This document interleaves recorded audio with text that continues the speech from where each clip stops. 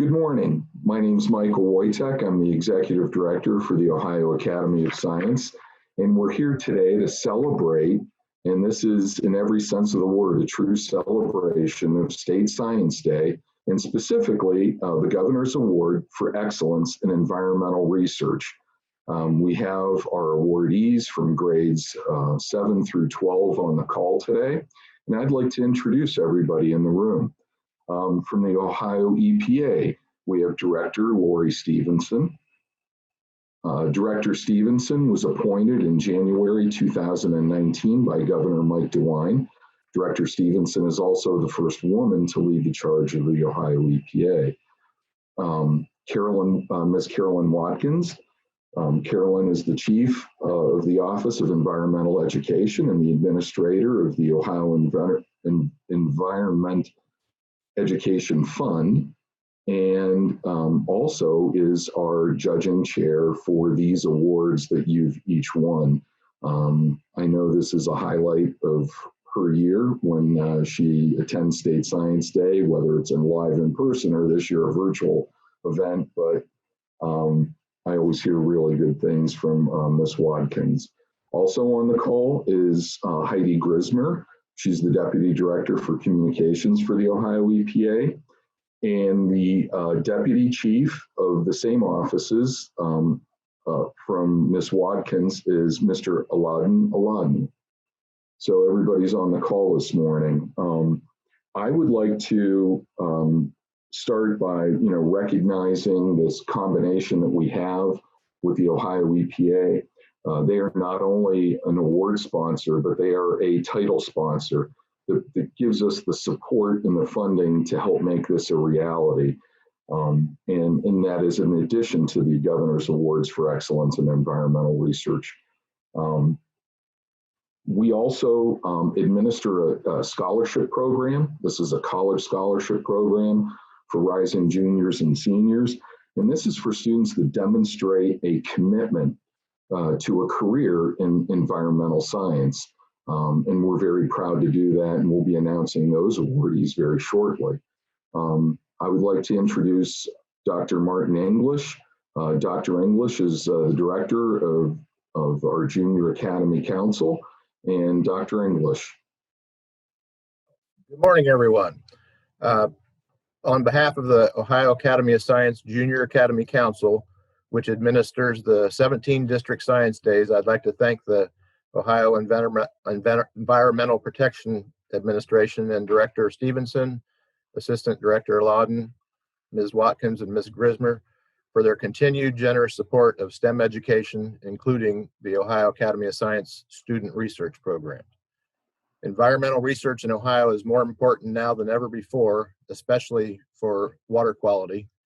And Ohio's future scientists and engineers begin with programs like the Ohio Academy of Science District and State Science Days. So again, our extreme thanks. Thank you, Dr. English. I would like to introduce Director Stevenson for her remarks and her observations about the awards and the involvement with State Science Day. Director Stevenson. Great. Well, thanks, Mike. Dr. English, it's a privilege to be here with the Academy, all of you, all of the students and scientists and emerging leaders today, just to recognize your efforts. So, Mike, as you said, today is definitely a day of celebration, and we wish we could all be together in person, and I wish I could shake everybody's hand and congratulate all of you for the extremely hard work and just the level of scientific discipline and research and what you're doing is, I'll tell you, I cannot be more impressed with the caliber of research that I'm seeing from all of you on this long, exhaustive list of what you're interested in. So it's just a pleasure to be here. This is one of the best parts of my job, to be perfectly honest. We do a lot as a team on a day-to-day basis and deal with so many different issues and challenges, as you can imagine, but this is really what we enjoy. We enjoy hearing about what's going on out there. we enjoy hearing about the interest that you have. And it is just a privilege to support the Academy in what you're doing. This is really what it's all about, to cultivate the next generation of scientific leaders and experts. So again, we're excited to be here. I'm excited to hear a little bit more about the projects in particular. I want to congratulate each of you on your awards today, and I really look forward to our Q&A session. I hope that you have some questions for me. If you don't have questions for me, I may have questions for you. So I think it's all about, you know, our interest in helping all of you succeed and excel in the scientific world, wherever that journey takes you. But just one final thought, and again, we'll just talk openly later, but I think the breadth of research that I'm seeing from all of you just reflects the challenges and opportunities that are in front of us in the environmental world. So I'm seeing everything from, you know, agricultural related research, water quality, plastics, waste disposal, climate, you name it, you know, you're looking at it, and there is a definite need for expertise and leadership in all of those areas. So while there are a lot of challenges in front of us from an environmental perspective, a lot of questions to be answered, I can't tell you how impressed I am with the areas that you're looking into, and know that there are needs to be addressed in all of those areas. So thanks again for the opportunity to be here, and I'm going to turn it back over to you, Mike, to announce and go through the list of winners. So that's what we're going to do. We're going to recognize each of you, and I'm going to start in the 7th grade category. Honorable mention is Kara Jones from Central Christian. That's in Kidron, Ohio. The 3rd place awardee is Addison Mullins from Wheelersburg Middle School in Wheelersburg. The 2nd place awardees, this is a team project, is Mazen Hinch and Mohammed Hussein from Toledo Islamic Academy in Sylvania. And the 1st place awardee is Maura Risk. Maura attends Mother Teresa Catholic in Liberty Township, and her project is Best Materials That Reduce Heat. Moving on to 8th grade, our honorable mention awardee is Junwoo Park, Athens Middle School in Athens. 3rd place awardee is Alexander Kroll, Walnut Hills High School in Cincinnati. The 2nd place awardee is Anas Merib, Sunrise Academy in Hilliard. And the 1st place awardee is Caitlin Ernst from the Laurel School in Shaker Heights, who developed a novel method for creating electricity via a thermoelectric generator fueled by heat waste energy from compost. In the 9th grade, an honorable mention is a team project, Casey and Molly Wells from Rutherford B. Hayes High School in Delaware. 3rd place awardee is Natalie Homan from Rutherford B. Hayes High School in Delaware. 2nd place is Ian Spence, Global Impact STEM Academy, Springfield. And our 1st place awardee is Amelia Campbell from Tippecanoe High School in Tip City. She developed a project entitled The Reliability of Pesticide Testing. In 10th grade, honorable mention is Eric Goddard. Eric attends the Global Impact STEM Academy in Springfield. 3rd place is Emily Stevens, New London High School, New London. 2nd place is Elena Ford, is from Bloom Carroll High School in Carroll. And the 1st place awardee is Anuj Raghavan from William Mason High School in Mason, who developed a world without waste, separating laminated plastic from paper. Our 11th grade category, an honorable mention, Ethan Elking, Miamisburg High School in Miamisburg. A 3rd place award is Josephine Rose, Carroll High School in Dayton. A 2nd place award is Katie Whitman, Carroll High School in Dayton. And the first place award in 11th grade is Justin Huang from William Mason High School in Mason, Ohio. Justin developed preparation of reusable PVA nano and titanium dioxide foam for wastewater treatment.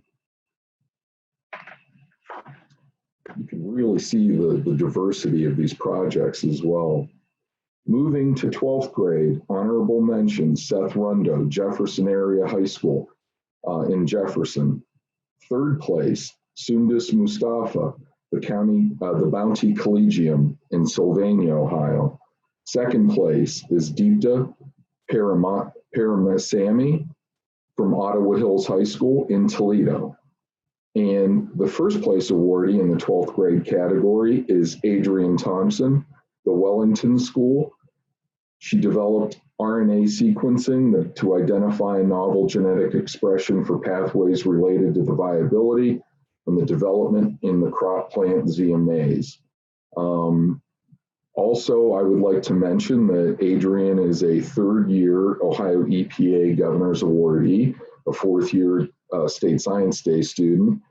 And I had teased her earlier on the call if she was able to get any sleep, because last night in a virtual award ceremony, the Regeneron Science Talent Search was announced, and Adrienne was awarded an 8th place award that went along with the $60,000 scholarship. So I've been told this is applause for Zoom. Many applause. Congratulations, Adrienne. So I guess Adrienne would be a pretty darn good place to start with our Q&A, right? Adrienne, if you would unmute yourself, kind of give us the source, the inspiration. We like to talk about the whys, why your research is important and why we need to know about it. And if you would, please, Adrienne. Yeah, absolutely. So I've always had a passion for environmentally related research. I think it's a really, really important topic. And the more innovation we can make through scientific research, the better likelihood we have of protecting the environment in the future. This project was a little different than some of my previous projects on environmental research and engineering because I was looking at agriculture rather than things like water quality. I think that especially since the agricultural industry is really important all over the world, innovation so that we don't have to use dangerous herbicides or don't deplete the soil of nutrients, that's really important. So that's kind of where the inspiration for my research came. And just generally, I think that as much as we can learn about the environment as soon as possible, the more likely we are to make these take these important steps forward to protecting the environment while also fueling the international industry. Can I just ask a follow-up question, Adrienne? First of all, congratulations. What an exciting day for you today. That is just fabulous news. Just a comment on your current area of research. I cannot tell you how important it is that you're focusing on the area of agriculture and how to best grow crops in a sustainable way that is more environmentally protective. We are at that point right now in the state, and really, like you said, probably across the nation and globally. So, finding ways to have practices that are more sustainable, that translate into water quality improvements is so important. So I am super excited to hear about your interest in that area. I'm just generally curious as to, where do you kind of see yourself going? I know you all have a lot of time to figure out the direction or directions that you want to go in the future, but where do you kind of see yourself heading?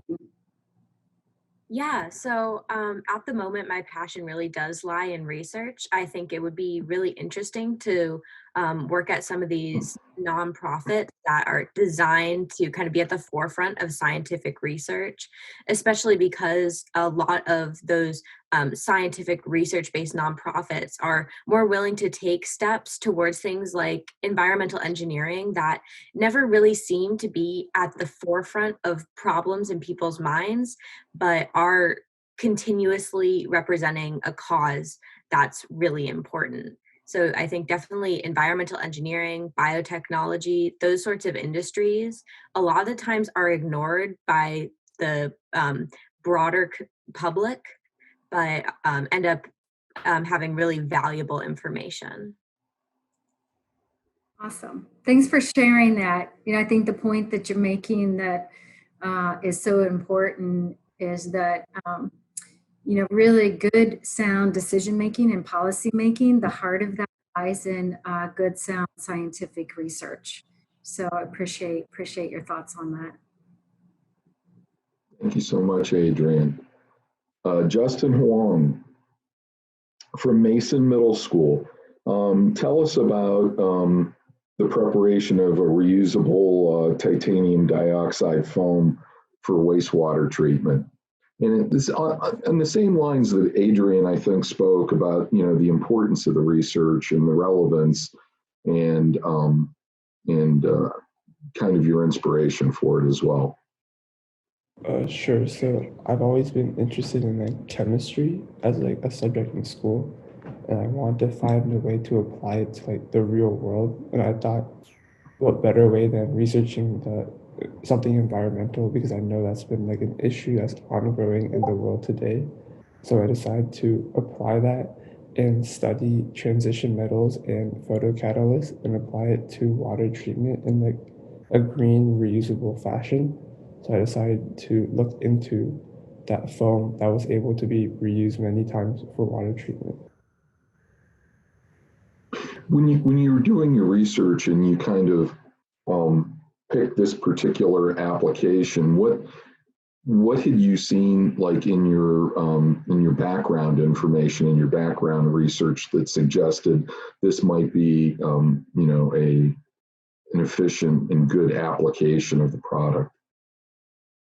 Sure. So I just knew that a lot of water treatment plants had a certain step where they need to filter out microbacteria or viruses or diseases in the water treatment process.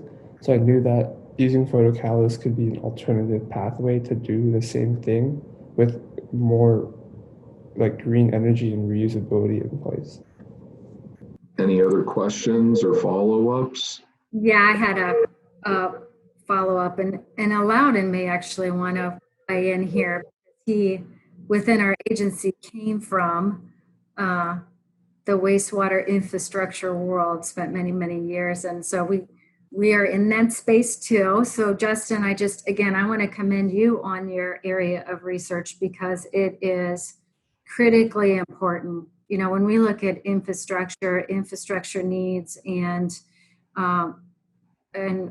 wastewater treatment in general, it is so important for us to work with communities to try and find alternatives that will help them achieve water quality objectives, but to do so in a way that is sustainable and affordable for them. So as you probably know through your research, the area of wastewater treatment it can be very expensive for communities to take that on. So anything that we can do to find alternatives that are manageable. And you also just hit on one thing I wanted to comment on is this area of emerging contaminants and treatment technologies that are effective for contaminants that are here emerging kind of on the horizon. So again, I appreciate your efforts. Alauddin, I don't know if you have anything to add to this, but I'm sure that you're excited about this particular area. I am, and thank you, Laurie, for the opportunity. Justin, congratulations. We have an expression in our world that says we all live upstream and downstream of someone. And so, and I know it's particularly being downstream of someone sometimes is not a comforting fact, but wastewater treatment for the existence of society is one of human society's greatest accomplishments. And, contributions to that are just, they're just monumental in terms of their impact, of the number of people they touch, much like food that Adrian talked about earlier. But this is one of those universal things with universal impact. So even as we get done, and then wastewater technology in Ohio is implemented in Ohio, maybe implemented across the country, there's still the rest of the world that still looks to the United States for leadership on how to better treat our wastewater and how to better use it and keep it clean and safe for our population. So congratulations on that. My curiosity was, were you able to, I'm familiar with the Mason area. There's actually your Liberty Township kind of like mall, kind of like our version of, your version of Easton. We have one in Columbus. So for my family, that's like a favorite spot between Columbus and Cincinnati to stop. So I'm familiar with Mason. Were you able to share your findings or involve your local wastewater treatment plant in the research that you were doing? And if yes, then how did you engage them, and what did they say about the work you've done? I haven't like implemented it yet, but I've like looked into certain companies and like I plan on like showing them what I've done, because I know like my product I made was like really cheap comparatively to like the filtration devices used traditionally. So I definitely like am looking into it, and I'll probably talk to them soon. Cool. Yeah, and that's, again, I as I was sitting listening to Mike read out all your the subject areas of the research that was done, I'll be honest and share that I said, boy, every one of these young men and women are way smarter than I was when I was their age. The way you're how you've zoomed in on something that's not everyday awareness, and it is true science and of scientific quality research. So if you need, like, we'd be happy to help share some of that information, like through our agency, with people, not for any other purposes than just to make them aware that they have, young researchers in their vicinity and they've done exciting work, and try to get that consideration. We'd be happy to help with that as well. So we're, as an agency, connected with different water quality organizations in the state, particularly in Southwest Ohio. You may be interested in meeting some of those people, and be happy to arrange that for you if you're interested. Thank you so much, Alauddin. I can't remember everything I was doing in 11th grade or 12th grade, but it wasn't what Justin and Adrian were up to. I know that much. In our 10th grade category, Anuj Raghavan from William Mason High School, A World Without Waste, Separating Laminated Plastic from Paper, another very interesting subject area. If you would, Anuj, please tell us more. Yeah, so last year I was working on a service project which aimed to reuse plastic by making them into sleeping mats and pillows for the homeless in Haiti. And this prompted me to look at hard to recycle plastics like laminates that are just found all around our house. And this, in combination with some of the things that I found really interesting at school, like solubility and density, inspired my idea for the project. And I think it's really important for the environment because these paper plastic buildups end up in landfills, or they find their way into oceans and environmental habitats, harming marine and wildlife. So my project eliminates it by separating them into individual components, which then can allow them to be recycled, thus improving environmental conditions. Any other follow-ups? Yeah, I can't help myself. I get so excited. The world of plastics. Oh my goodness.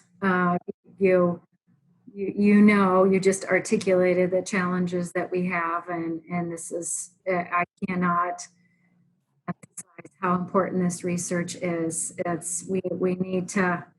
We need to get some things figured out in the world of plastic management, right? And I think part of the focus, I'm also about what changes do we need to make at a personal individual level. So it's how we consume, what we consume. I mean, I think change starts there, especially in the world of plastics, just reducing our habits and our consumption is part of the strategy, but it's also, for the materials that are used, how do you kind of crack that nut to get those component parts separated and recycled, and again, in a way that's sustainable and cost effective. So again, I very, very much appreciate this particular area of research. It's so important. It's not a local but a global issue, as you know. Plastics, we're just consumed with plastics. I might ask, you're in this kind of emerging area of research, this separation. What do you see as maybe the biggest challenge ahead? If you could pick out one thing, what would it be? I think it's to have an effort as a global population to get everyone involved in recycling and in ability to reuse these plastics, because obviously they're causing huge harm to our environment, and eventually we might not even have a planet to live on. So I think getting involvement on a global scale will be the hardest thing, but if we can get there, then obviously we'll be in a great place. It's a great answer. Yeah, thank you.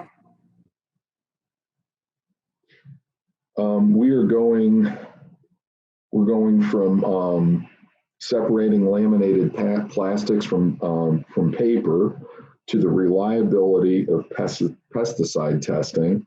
And in 9th grade, Amelia Campbell from Tippecanoe High School in Tip City was recognized with the first award. Amelia, I know you're on the call.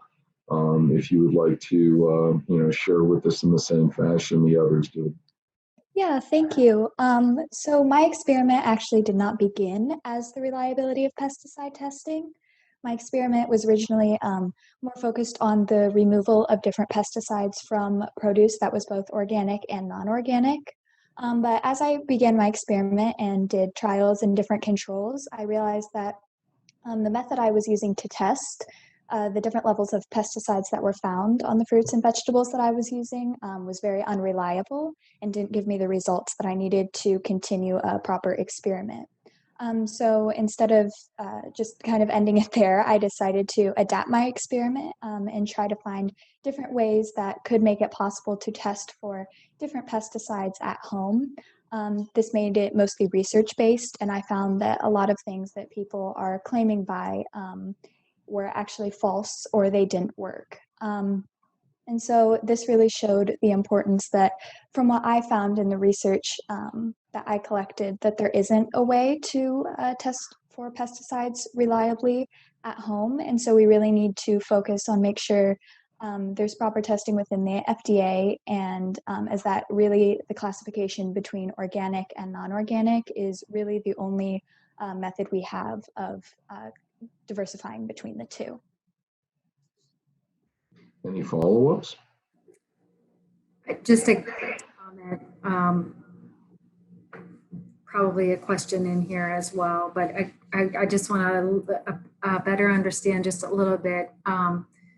The objective here is to come up with maybe some consistent, maybe methodology is not the right term, but kind of consistent methodology so people at home can determine whether or not there are pesticides present in the produce, the things that they bring home. Is that the objective here? And I also heard something about the FDA. So it's, big objectives here, but very worthy research. But can you elaborate a little bit on so is the goal to have methodology for people?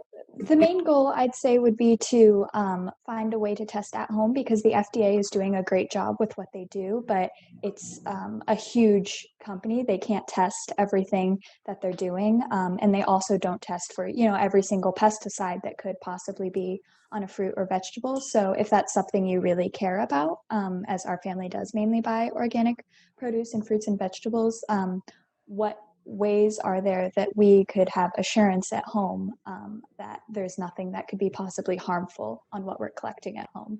But I don't think it's not as much to change the way the FDA is doing anything. It's more a way of, as a personal consumer, is there a way to test better?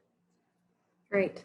Thank you. That, I think so many people would have a very keen interest in being able to do that. So I appreciate the clarification and the area of research. Very, very interesting.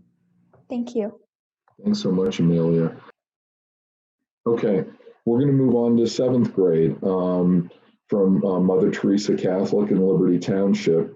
Maura Risk developed best materials that reduce heat. Maura? Thank you so much. Can you hear me? Not very well. It's the audio. I think what's happening is Yes. your server is either not able to catch up or maybe has more demand or requirement and it's not coming through very clearly. I'm sorry.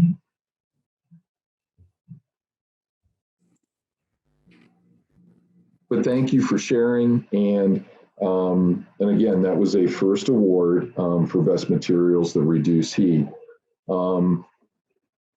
We do have a little bit of time, and there are other students that are on the call that we can certainly recognize. There is a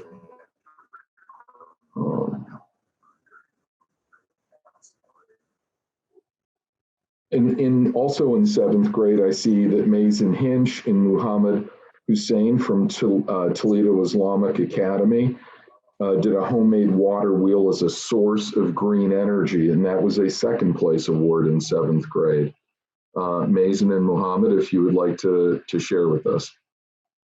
Yeah, so funny enough, this project didn't really even start out as a water wheel project. We tried to figure out how to like take the water wheel design, but sort of power it with something else that like pretty different from water. So we tried to use magnets and attach them to the paddles, but we found out that the sources that provided this research weren't very credible. So we had to pivot and we did the water wheel, which actually worked out a lot better because as old as water wheels are, they're still very effective in maintaining green and footprintless energy in the face of all the fossil fuels and the damage they're doing today. Great. Thank you so much. I think for the sake of time, rather than have a follow-up, and I appreciate that very much from Mazen and Muhammad, we could get to maybe a few more students in Deepta Paramasamy, who's on the call.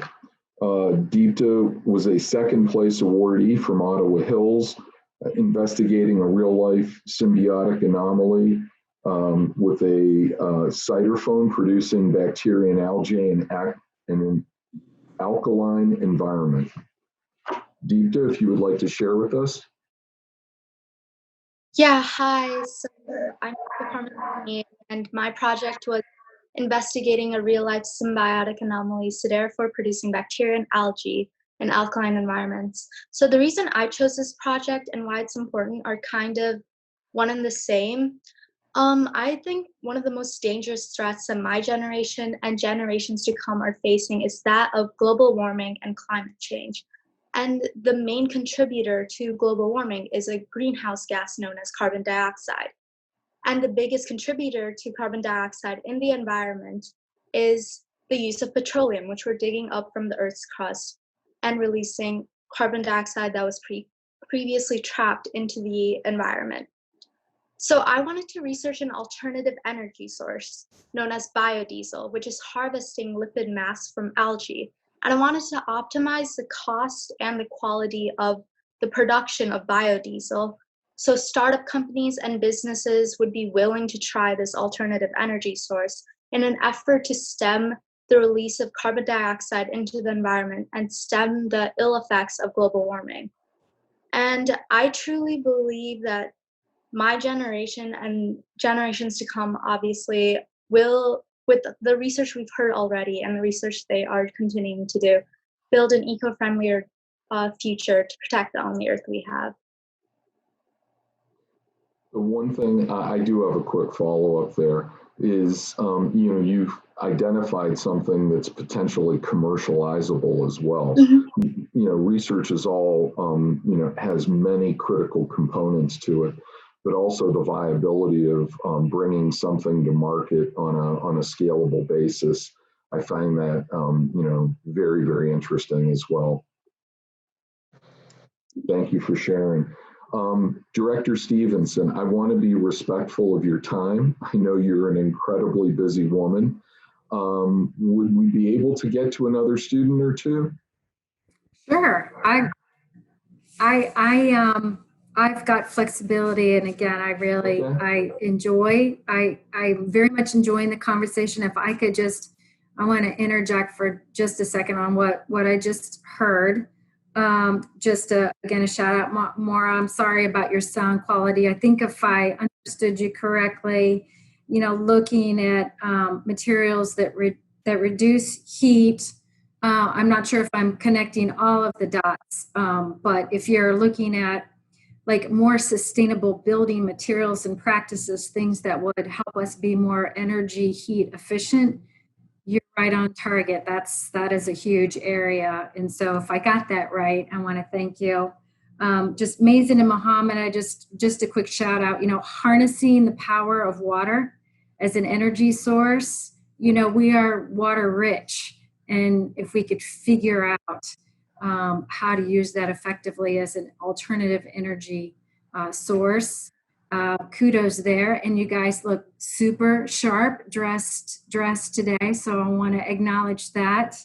And just kind of the final, the climate change interest is, again, that's local, that's global, that's everywhere. And I also appreciate the biodiesel. We need to look for alternative energy resources. So we look at water, we look at biodiesel, and then we look at ways to be more efficient in the energy that we do use. So seeing a lot of synchronicity here between everything that you're thinking about and looking at relative to energy and climate issues. So just wanted to comment on those projects quickly. Excellent.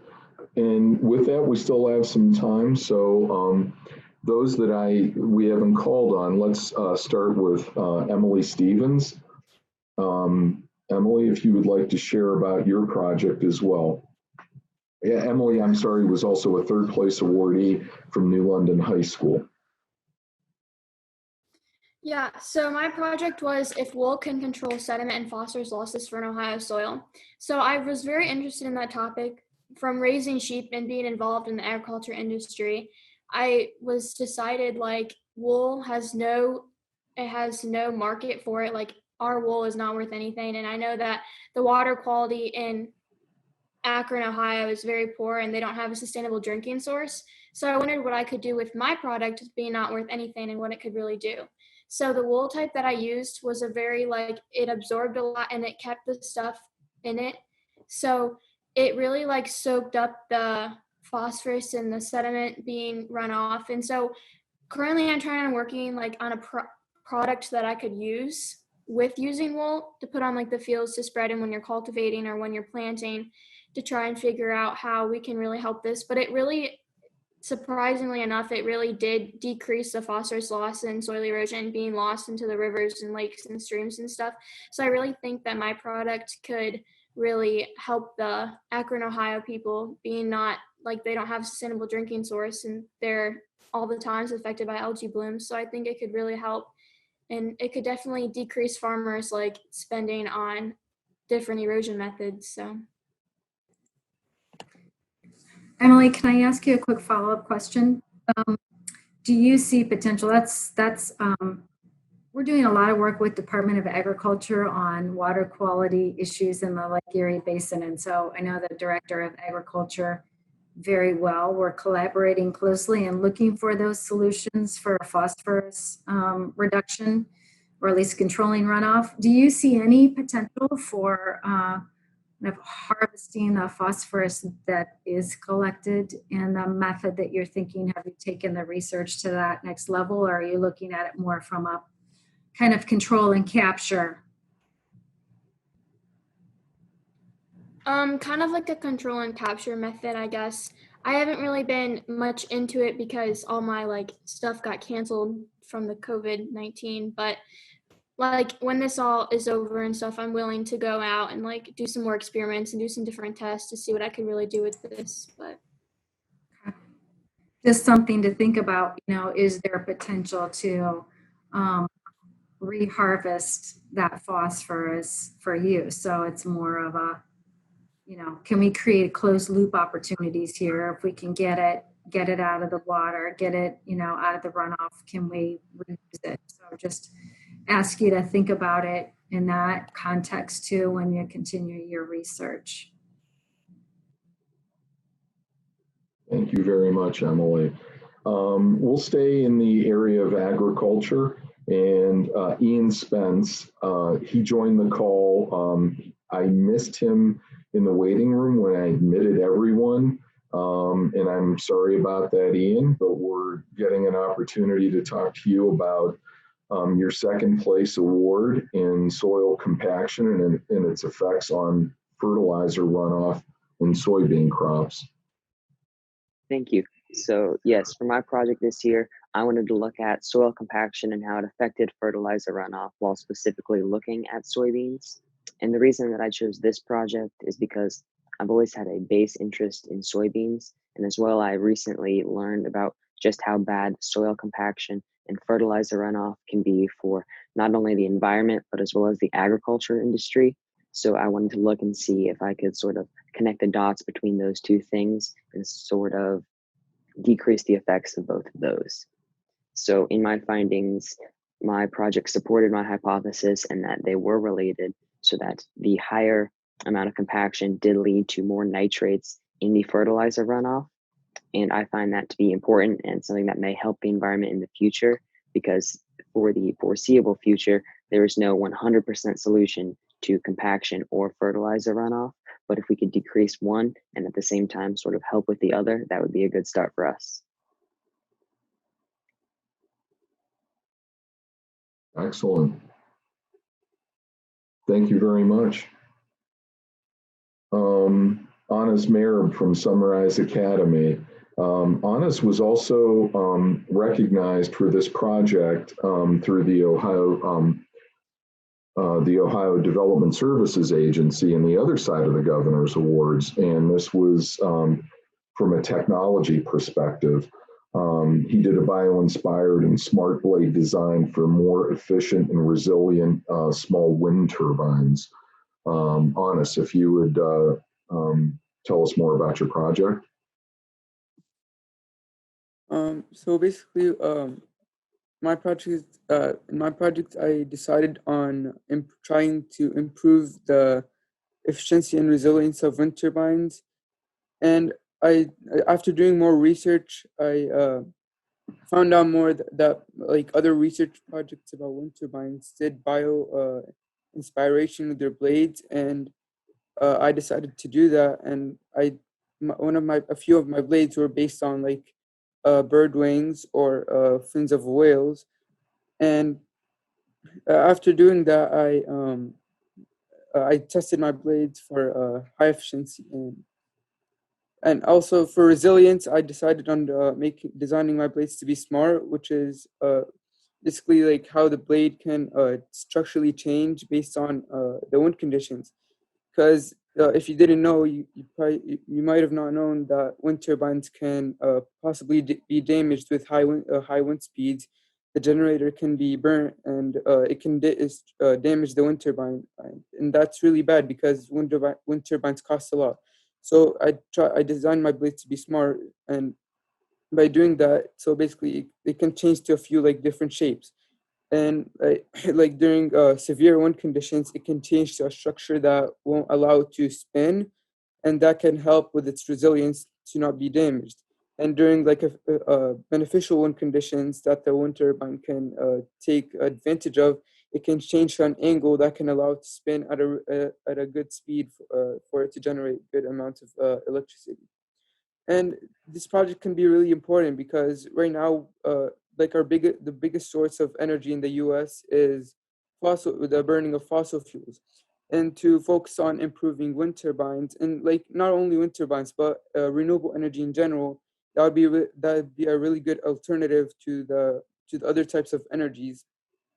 Even though, since like fossil fuels will have to be like sustainable with them, but renewable energy, it can be unlimited. It's not a net type of energy that would have to be sustainable with.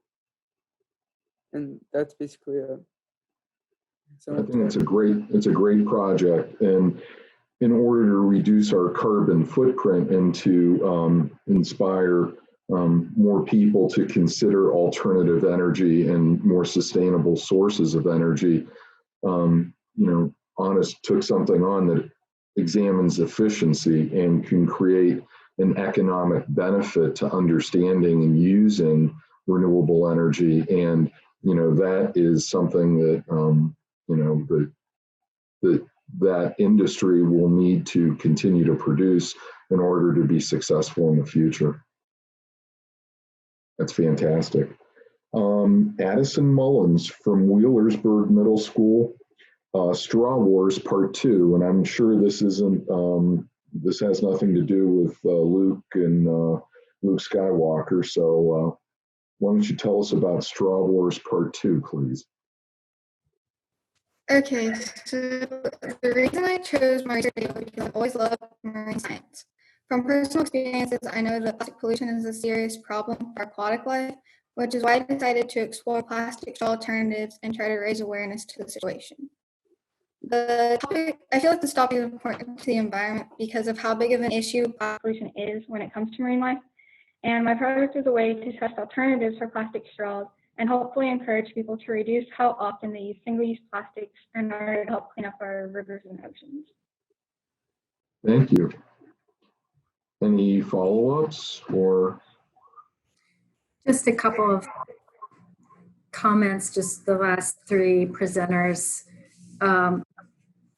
Ian, you're in important space in the ag world, and I appreciate, that's not necessarily something that EPA is involved with, but I would encourage you, like, and Alauddin, I think, mentioned this, is I think the Department of Agriculture would be highly interested in some of the areas that we've talked about today. So anything that we could do to maybe help you get connected with people who would be interested in learning more, we're happy to do that, because I think Ian in particular and a couple of other people are hitting on some really important emerging areas for agriculture. So you're spot on there. I appreciate it. The whole idea of smart wind turbines and re-engineering and design is so fascinating. Oh my gosh, I can't, being in that space is, that's quite amazing. We need to figure out, how to promote more wind energy usage, right? But how to do it, again, in a way that's most efficient, most effective, and cost effective for it's an expensive thing, right? So anything that you can do to maximize the lifespan of the units that are out there, that's very, very interested in that. And then just a quick shout out to Addison. I just want to let you know, I carry around my reusable straws. Personally, that's one of the things with those single-use plastics. Wow, if we can come up with better alternatives in straws, or that gets under my skin. So personally, I've made it my mission to make sure that I'm doing what I need to do. So I think it's a matter of kind of education, outreach, and alternatives. So I appreciate the work on that. We have one last student in the room, and she is no stranger to awards at State Science Day, and that's Kara Jones from Central Christian in Kidron. And she did a project about plant growth, and boy, my pronunciation. So Kara, help me with the title of your project. Mycorrhizae help your plants grow. Thank you. If you could share more. Thank you, Kara. So, a project idea because I noticed that a lot of growing medias advertised that they had mycorrhizae in them. And I wanted to learn what mycorrhizae was and if it did help plant growth. So how my project relates to environmental protection is mycorrhizae can allow you to apply a lot less fertilizer and still grow healthy plants. This will help the environment because less fertilizer and nutrients will run off into bodies of water. This will also help protect the public health because less pollution will make it so more water is cleaner.